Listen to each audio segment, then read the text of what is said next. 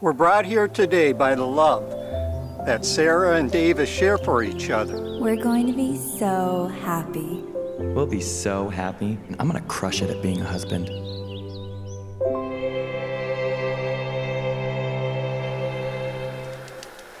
I really hope she looks like her picture. Pete says she has a good personality. That's a red flag. Davis? Whoa, that is one beautiful personality. Cutie alert. Thank you, Pete. Sorry, I got you a latte. I hope you like it. Thanks, latte. Why did I just say that? Quick, say something. Oh, yeah, that's dairy. Probably shouldn't immediately correct him.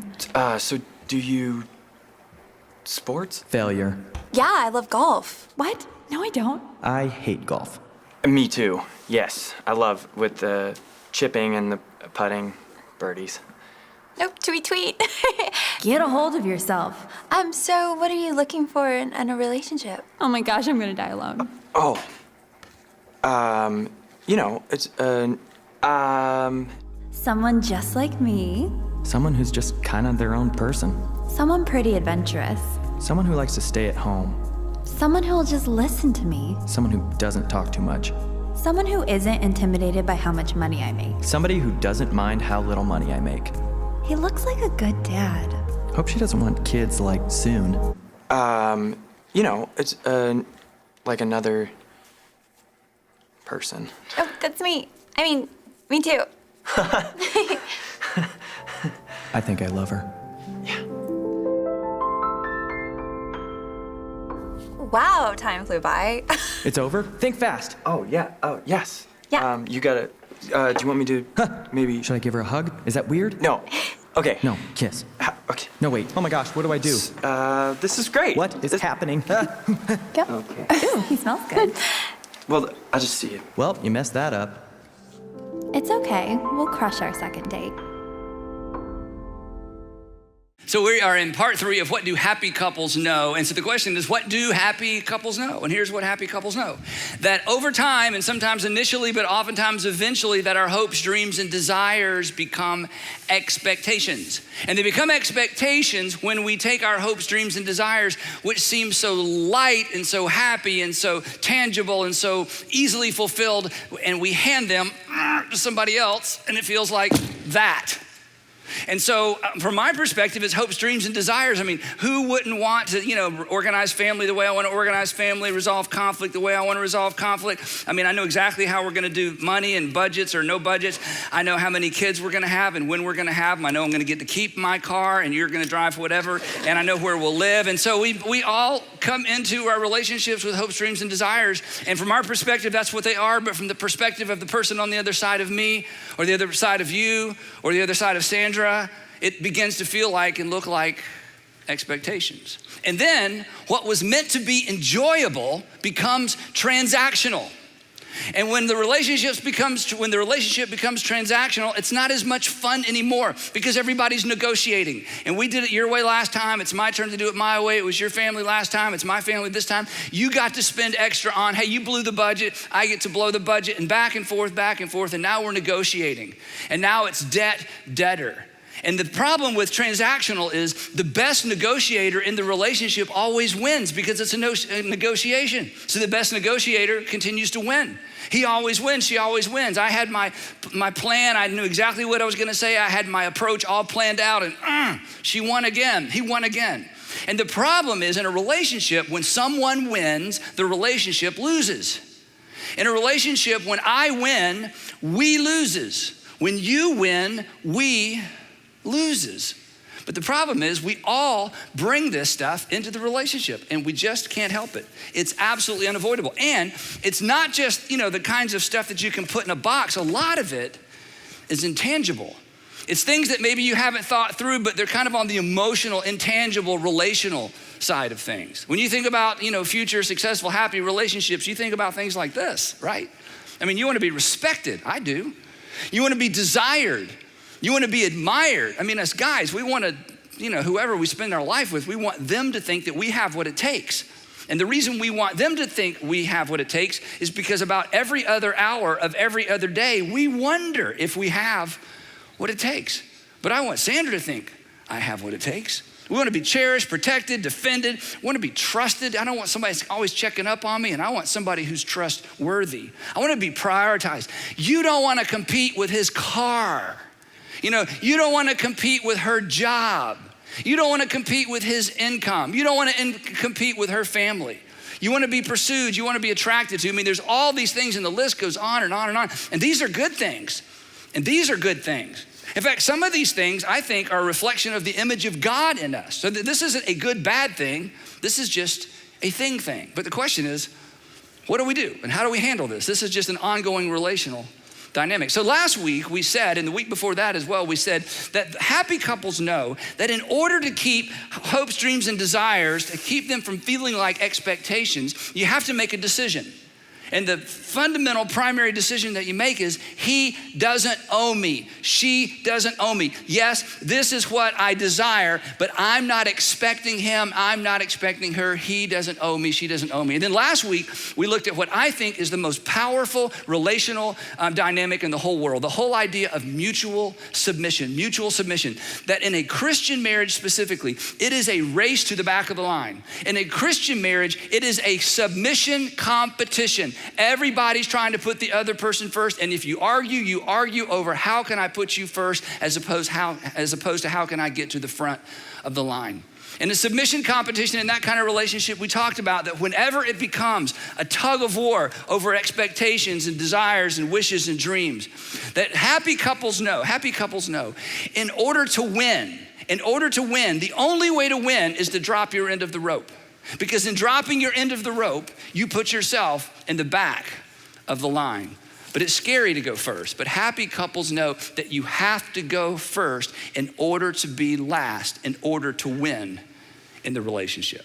So today, what do we do with these? And the good news is Peter tells us. Now, Peter was a follower of Jesus, one of Jesus' original followers. In fact, some of the most famous stories in the New Testament have to do with Peter and all the cool things Peter did. Peter had a big mouth. Peter got in trouble. Peter talked too much. Peter was a coward at the end. And in the end, he was one of the first two people to look into an empty tomb and realize that Jesus had risen from the dead. Now, Peter is somebody we should listen to not only because he spent 3 or so years listening to Jesus, and by the way, everything Jesus taught doesn't show up in the Gospels. The Gospel writer John said, hey, if I had written everything down Jesus said, it would take up all the books in the world. So Jesus taught so much and about so many things, and Peter was there for all of it. And then after Jesus left the earth, Peter went on to help other people become Christians and to teach what Jesus taught. But he faced extraordinary persecution, and eventually his life was taken from him, probably under Nero in the city of Rome. So he knew what it was like to be with Jesus. He knew what Jesus taught, but he also knew what it was like to face extraordinary hardship. And so Peter tells us exactly what to do with all the things in our box, because he gives us a relational principle that is not specific to marriage and specific to romantic relationships, but it certainly applies to those, as we're about to see. Now, I ought to warn you though, what Peter says is a little weird, okay? And what Peter says may be a little uncomfortable for you. And what Peter says may just seem so religious, you're not sure you want to embrace it. So I just want to invite you, if you would, to put down your skepticism for just a few minutes, put down your objections for just a few minutes, and listen to the words of a man, who knew Jesus. And besides that, the alternatives to what Peter suggests, they don't work either. I mean, what are you going to do with this stuff, right? What are you going to do with this? You're going to ignore it? You can't ignore it. If you just ignore it, you're going to become unhealthy. You're just going to be a pretender, and pretenders are no fun to have in a relationship. And eventually the person you're in a relationship with is going to think you're getting kind of weird. And if you just give and never acknowledge what's in your heart and never acknowledge perhaps the God-given desires that rattle around in your heart and your soul, eventually you're going to get worn out. You're going to get tired. The relationship isn't going to be healthy because you aren't going to be healthy. And besides that, ignoring your hopes, dreams, and desires doesn't make the relationship any better. What is your other option? You can just stay busy, I guess. Pour more time into tennis, more time into golf, more time into work, more time into the kids, more time into hunting, something that just keeps you apart so you just kind of show up like roommates. But that's not what you got into this for. I mean, that's no fun. That's not exciting. It certainly doesn't model anything positive for your kids when you have kids or if you have kids. So staying busy isn't an answer. Creating your own world isn't an answer. And besides that, this sets you up for the third option, which is, I'm just gonna go find someone else. Now, if you're dating and you're just a few months in or a few weeks in, or you're not engaged yet, you're just kind of moving in the direction of maybe a permanent relationship, and it dawns on you that your hopes, dreams, and desires are nothing like the person you're dating's hopes, dreams, and desires, then you probably should change relationships or maybe get out of that relationship, because there's time and you have that opportunity. And this is very, very, very important. But if you're in a relationship, and especially and obviously if you're married, then simply getting out of the relationship oftentimes doesn't solve anything. And here's why. And this is pretty deep, okay? Wherever you go, there you are. Let me go over that again, okay? Wherever you go, there you are. In other words, you go with you. And whatever part of the relationship problem you are, you're going to take that into your next relationship. So simply swapping out people oftentimes doesn't solve anything, because you're still the same old girl you used to be. And besides that, this is still a lot of weight for somebody to carry around. And just because somebody else couldn't fulfill your hopes, dreams, and wishes, what makes you think you're gonna find somebody else who can? Besides that, when you meet this other person, and you know this, but sometimes it's just good to hear somebody tell you. When you meet this other person, if you're married and you meet somebody else, or you're engaged and it's like, I met this other person, or you're in a committed relationship and you meet this other person, let me tell you about the other person. I've met them, okay? They are on their best behavior. You don't know them, you're not gonna get to, remember when you were dating the first time, and now when you're meeting this other person, you're on your best behavior too. They think you're incredible. They just need to talk to your husband or your wife or your fiance or your roommate. Aren't we all on our best behavior? And so it's so enticing, it seems so easy. And the problem with this is so much easier than staying in a tough relationship. And it feels so fresh and it's exciting and it stirs all that stuff that got stirred up the first time around. But this is generally not the answer. Again, here's an observation that I promise I'm not gonna stay here too long. This is another message for another day, but just in case, this is for you. People don't rush into a new relationship because they're eager to give their lives to someone. In other words, the person that you're thinking about getting in a new relationship with, okay, you're not anxious for that new relationship because it's like, wow, I just wanna know what his or her hopes, dreams, and desires are. I need a new relationship so I can help somebody else fulfill their hopes, dreams, and desires. That's not why you're looking for something new. And by the way, that's not what they're looking for either. People don't jump into new relationships because they're trying to give their lives away. The problem with my relationship is I just can't give my life to my husband. I can't give my life to my wife. I just can't give my life to my fiance. I gotta find somebody else. That's not what's going on, is it? Come on, let's be adults. Let's be honest. You're hoping to get something that you aren't getting. You're hoping to have something happen on the inside of you that's not happening on the inside of you. You're hoping to get some of the stuff in the box that you're not getting, even though it's been in your box for a long, long time. So be honest. This isn't about giving of yourself. You may just be looking for somebody to get the stuff from and get the affection from and get the affirmation from that you're not getting in your current relationship. And you should at least know that, and you should be honest enough with yourself to acknowledge that, which means you're gonna hate me for this, but if you are dating someone who is recently divorced, time is your friend. If you are recently divorced and you're dating someone, time is your friend. In fact, the only rule I have for our pastors and our staff in terms of who they marry or remarry, my only rule for all these years has been not to do a wedding for anyone who's divorced and has been divorced for less than 2 years. You say, Andy, why 2 years? And it's because I don't think I can talk people into 5 years. That's why 2 years, okay? Because if I could talk you into 5 years, I'd talk you into 5. And let me just tell you, I've been doing this a long, long time.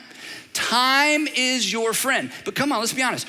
Why do we rush into another relationship? It's not because we just want to be selfless with someone new. Is it? No. It's because I got this dang box and I am tired of lugging it around and I'm ready to hand it to somebody new. Because I think she's gonna do it better, he's gonna do a better job. Now again, we don't think this way, but come on. You just gotta be honest about this stuff, right? So, when you start feeling pressure in this new relationship with this new person, when you start feeling pressure to perform, when you start feeling pressure to maintain, when you start feeling pressure to, step it up, you probably need to hit pause. And you may need to hit eject. And if your mama said hit eject, you need to hit eject, okay? Because she knows. And if 2 or 3 of your friends have come to you and said, okay, he's really cute, but hey, okay, if 2 or 3 friends of you, they're red flags, come on, pay attention. Just getting into a new relationship doesn't mean anything changes except the face and the address and the complexity perhaps of the problem. So, okay, back to what we're talking about. So the question is for today, what in the world do we do with this stuff? And as I said, Peter tells us, and in one of his letters that he wrote to Christians in the first century, he picks up on this, put others first idea. He doesn't use the phrase mutual submission like the Apostle Paul did. He uses a different term. So we're gonna jump into this passage and make this super practical. So here's what Peter says. This is powerful. He says, all of you, clothe yourselves, that is put on so that you're characterized by. All of you clothe yourself with humility toward one another. It's a general relationship principle that we're gonna apply to romantic relationships in just a minute. In other words, clothe yourself with humility. That means go small. That means go others first. That means go to the back of the line. That means at every relationship iteration, at every point of decision, at every transition, anytime there's a potential conflict, here's what you're supposed to do. You should ask yourself, what would a humble person do? So we're gonna practice that because most of us have never asked that question before, right? What would a humble person do? And you say, well, Andy, I'm not really humble. I know, that's why we're asking this question. And you don't have to be humble, but you should at least know what a humble person does because in just a minute, Peter's gonna tell us why he says that. And when he tells us why, you might get interested. So I would like for all of us, and if you're at home alone, this is gonna be weird. It's gonna be weirder if there are other people in the room, but I would like for all of us to say out loud, because this is a powerful and compelling question. I want us to all ask the question, what would a humble person do? Ready? Here we go. What would a humble person do? You don't have to do it. You should at least ask the question. You should at least pause and ask the question, okay, if I were humble, what would a humble person do? Now, let me tell you a little secret about humility. If you start doing what a humble person does, you'll be humble. You go, oh no, it's an internal thing. It's not. See, you read your mind. You know if you're arrogant, but everybody else just reads your actions, and actions speak louder than. Exactly. So if you start doing what a humble person does, you'll be humble. And if you go, oh, I'm already humble. No, you're just reading your own thoughts. We're reading your actions. You're not. So stopping every once in a while, I'm telling you, this is a relational game changer. And asking the question, okay, I know what I'm gearing up to do. I know what I normally do. I know how I feel. I know what happened last time. I know what my mama says. But you just stop and you go, okay, but if I were to go small, if I were to go into the line, if I were to put someone else first, what would that look like in this circumstance? What would a humble person do? Now, before you just turn me off, listen to how Peter finishes this statement. All of you clothe yourself with humility toward one another because, why humility, Peter? Because God opposes the proud. It's like, oh, okay, yeah. What would a humble person, in other words, do you really want to be in opposition to God? In fact, some of you would say the reason I don't believe in God, I'm not so sure about a personal God. Part of it is, you've stiff-armed God a little bit. And Peter, who knew Jesus, who was the Son of God, said that God pulls back from proud people, that God leans away from and leans back from proud people.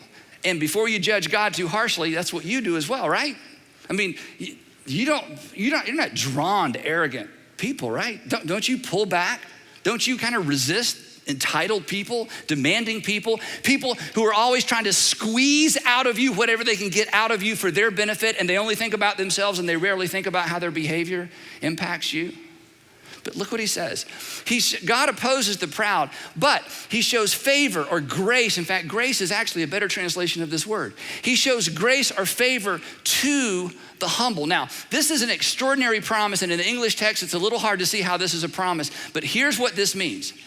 Peter says that when you humble yourself in a relationship, it is an invitation for God to give you the strength you need, the endurance you need, the power you need to maintain and to do the right thing.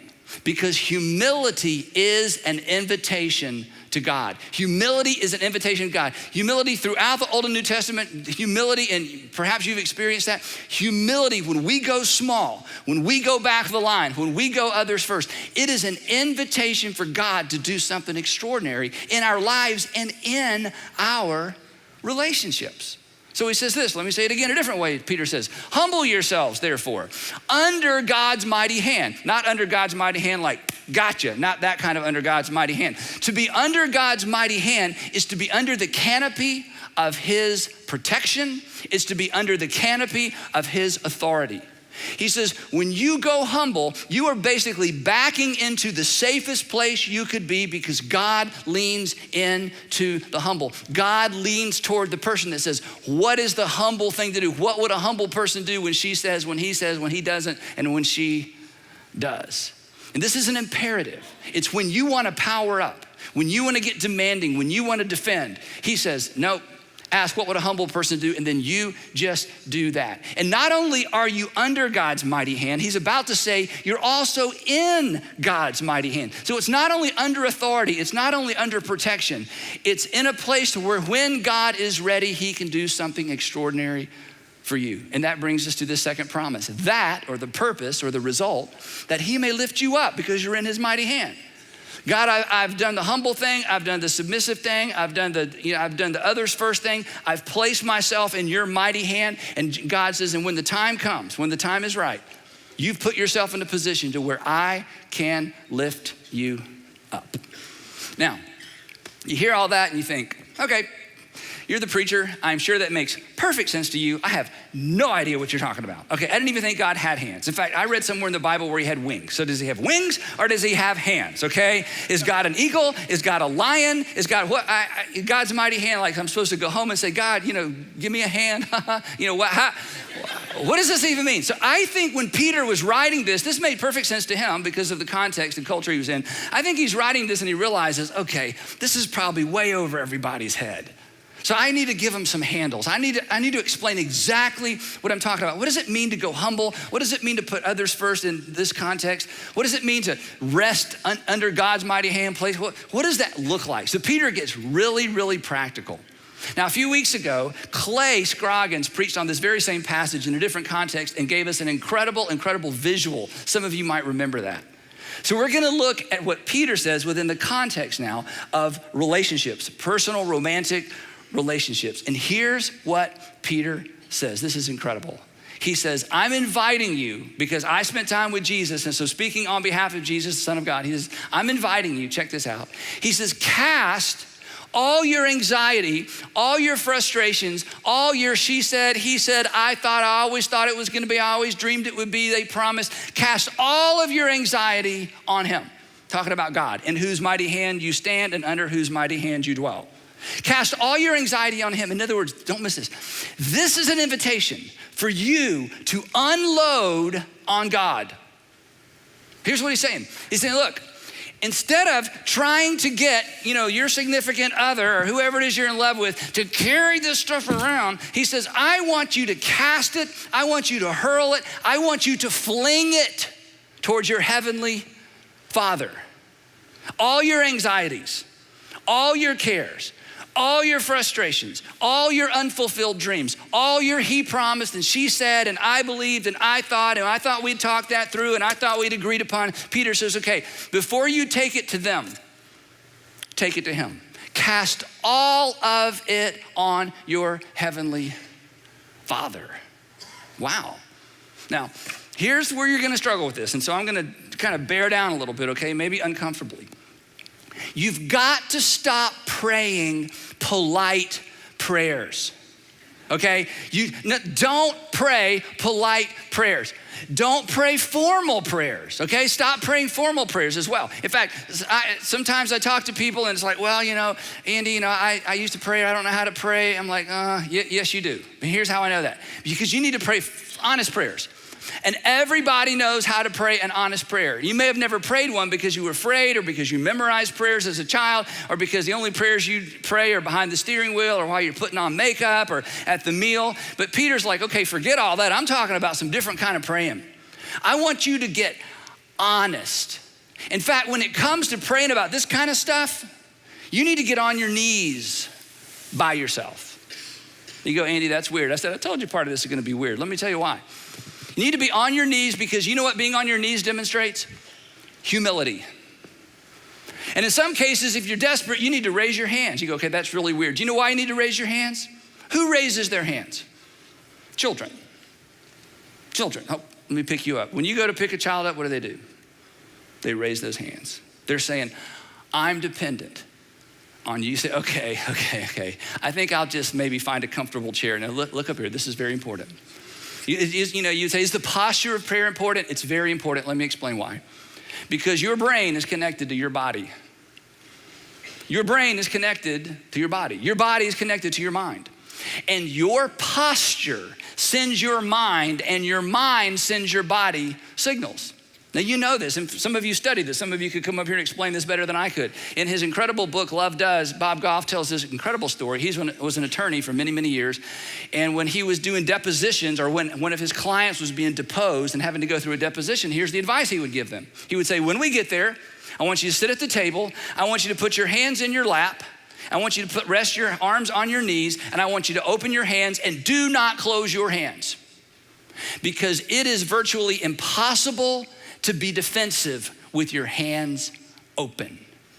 What happens to your hands when you start getting defensive? What do? They start going like this. You just tried this at home. In fact, some of you're gonna get home and you're gonna notice everybody sitting around the table and it's like trying to eat like this because, I'm not getting defensive. There's something, I'm telling you, there's something about your posture. And when you decide, I'm gonna get in the habit of casting all my hopes and dreams and desires on my Father in heaven, you should be in a posture of prayer that signifies submission. And if it's a tough season in that relationship, you may need to lift your arms because your lifting of your arms is a sign of desperation. In other words, here's what Peter's saying. He's saying, look, you're gonna take all this energy somewhere, start with your Father in heaven, not the guy down the hall, not your wife in the other room. Don't wait for that garage door to open and get ready to unload your hopes, dreams, and desires. You start with your Father in heaven and you pray this out loud. I told you this is gonna be weird, but let me just tell you something. If you're in any of our rooms, if you're in any of our gatherings, I would bet you just about anything. There are people within 10 people of you who could come up on this stage right now and tell their story about how they learned to pour out their heart to their Heavenly Father. And here's what they would say. They would say, it was that habit. It was those prayers of desperation. It was those honest, impolite prayers where I found the strength to carry on. I found the strength to endure. I found the ability to take one more step. I found the ability to go back into that relationship. I found the ability to listen. I found my strength on my knees in the small place so that I could experience the peace of God and the presence of God. And sometimes it was almost like the power of God in the difficult times. Now, Peter didn't make this whole cast your cares on the Lord thing up. He actually lifted this from one of David's Psalms written hundreds of years earlier. So because I know some of you have never prayed honest prayers, again, you say, well, I don't know how to pray. You do know how to pray. You just haven't done it like this. Because if you've ever been mad, you know how to pray. If you've ever lost your temper, you know how to pray. If you've ever told someone off, you know how to pray. That's part of what praying is. And the thing is, Peter, this is powerful. You see, one day Peter and the guys, the disciples, they would watch Jesus go away and pray, and then they would pray and they would look at each other and they would say, I don't think we're doing it right. Now these were Jewish boys who'd memorized all kinds of prayers, but they would watch Jesus pray and they were like, it's different. I mean, it's like he's over there in a wrestling match. I mean, he gets kind of loud. I think we should move further away, right? I don't know if we should overhear this. And so one day they went to Jesus. This was their praying and his praying were so different. One day they went to Jesus. You remember this maybe if you grew up in church, and they said, Jesus, teach us to pray, which means we've been praying. We don't pray like you. We don't think we're doing it right. So all these years later, Peter says, okay, I learned a few things about prayer. Unload on your Father in heaven. Cast, throw, fling it all at him. So anyway, he lifts this little phrase out of the Psalm of David, getting back to that. And so what I want to do real quickly, I want to read you a bit of this Psalm where he got this, because it's a great example of what I'm talking about. Now, when David would write, he's a poet, he's a warrior. I mean, he's been covered in the blood of his enemy. I mean, he's a king, he's a shepherd, been there, done that. He's an adulterer, he's forgiven. I mean, he's a father, he's a grandfather. He's all these different roles. And yet time after time after time, he would recenter himself on his relationship with God, and he would write his prayers. And his prayers were kind of like journals and prayers and rants all mixed together. And God, the scripture says he was a man after God's own heart. So I think we all have permission to do this. So here's an example of what I'm talking about, okay? This is David. If an enemy, not a friend, if an enemy were insulting me, I could endure it. That's what enemies do. If a foe were rising against me, I could hide. But it is you, he's writing this down, but it is you, a man like myself, my companion, my close friend. I can't believe he would do this. I can't believe she would do this. I can't believe they've turned on me, with whom I once enjoyed sweet fellowship at the house of God. We used to go to church together. As we walked about among the worshipers, and people thought, oh, look how they're such a lovely couple. Oh, they get along. And it's like, I can't believe it's happening to me. Check this out. Let death, be honest, Dave, let death take my enemies by surprise. Let them go down alive to the realm of the dead, for evil finds lodging among them. Ooh, can you say that to God? Do you know what the English equivalent of this is? To hell with them. That's what that means. To hell with them. Oh, okay. He keeps going. As for me, I call to God and the Lord saves me. Now check this out. Okay, this is so powerful. Not behind the steering wheel on the way to work, not while I'm putting on my makeup, not while I'm, getting dressed and having a thought prayer. Evening, morning, and noon, evening, morning, and noon, evening, morning, and noon, I cry out in distress and he hears my thoughts. He hears my voice. David's saying, sometimes I'm so desperate and frustrated, I pray 3 times a day and I pray loud, and they are not polite prayers. Wow. And as a result, he rescues me. He rescues me unharmed from the battle waged against me. It's like a war, he says. Even though many oppose me, I love this, God who is enthroned, he lifts his eyes off of his circumstances, off these relationships. God who is enthroned from of old, who does not change, he will hear them and humble them because they have no fear of God. God's gonna get my enemies. Wow. My companion, this person that I thought was a friend, my companion attacks his friends, that's me. He violates his promise. He broke his promise. He violated his covenant. He said, she said, he promised, she promised. I thought we were on the same page. Didn't we agree? Haven't we talked about that? Didn't we write it down? He violates his covenant with me. And he's such a talker. She's such a negotiator. He always wins the argument. She always wins the argument. His talk is smooth as butter, yet war is in his heart. His words are more soothing than oil, yet they are drawn swords. Everybody's like, she's so sweet. I'm like, no, she's not sweet. You ought to see her what she's like at home. He is so sharp. He is so polite. He's so gentle. Oh, that's an act. You should see the way he is at home. Words, knows how to use words. Smooth as butter, smooth as silk. But behind all that is swords. And then David kind of regathers himself, recenters himself. And he makes this statement that Peter lifts up and uses in the New Testament years later. He says this, cast, here it is. Cast, throw, hurl, fling your cares on the Lord, and he will sustain you. He will never let the righteous be shaken, or he will never let the righteous be brought down. But you, he's not done, but you, God, will bring down. I might not be brought down. The righteous may not be brought down, but you, God, will bring down the wicked into the pit of decay. The bloodthirsty and deceitful will not live out half their days. Ugh. See, that's not nice, is it? You know what that is? That's honest. You ever prayed like that? I know you've unleashed hell on, the person you're living with or your husband or your wife, or, you just kind of, I'm going to tell you one more time, you've done that. But have you ever talked to God that way? You're like, I didn't know we could talk to God that way. Look, if you've never been that honest with God, my friends, you've never opened your heart completely to God. He doesn't want polite. He wants you. And that's part of humility. It's heart wide open. God, I am so frustrated. I am so fed up. I am so done. I am so over it. God, I wish I'd never met him. I wish I'd never married her. I wish I'd never slept with him. Well, there's that. Okay, I wish I'd never met him. I'm just so over it. And I need you because I don't know what to do. I mean, this isn't unrealistic. We talked about this. God, I need you. And here's the thing, and I understand this. If you didn't have permission to be that honest with your parents growing up, especially with your father, don't you talk to me that way, one of those deals, this is gonna be hard for you.